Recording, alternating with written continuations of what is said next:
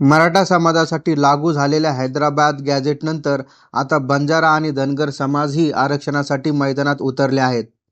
पण आदिवासी आमदारांचा विरोध आणि धाराशिवमधील आत्महत्येचा धक्का महाराष्ट्रात आरक्षणाचा संघर्ष चांगलाच तीव्र झाला आहे.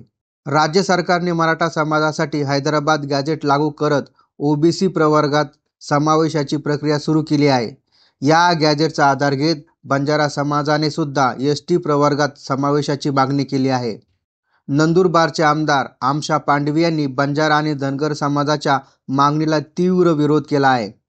त्यांनी स्पष्ट सांगितलं की हैदराबाद गॅझेट लागू झालं म्हणून कुणीही आदिवासी बनणार नाही.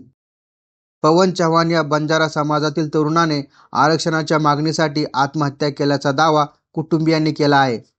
त्याच्या सुसाईड नोटमध्ये एसटी आरक्षणाची मागणी असल्याचं सांगितलं जात आहे. मराठा आरक्षणासह बंजारा आणि धनगर समाजाच्या मागण्या विधानसभेत गाजत आहेत. सरकारवर अनेक स्तरांवर दबाव वाढत आहेत. आरक्षणाचा लढा आता केवळ कायदेशीर नाही तर भावनिक आणि सामाजिक अस्मितेचा विषय बनला आहे.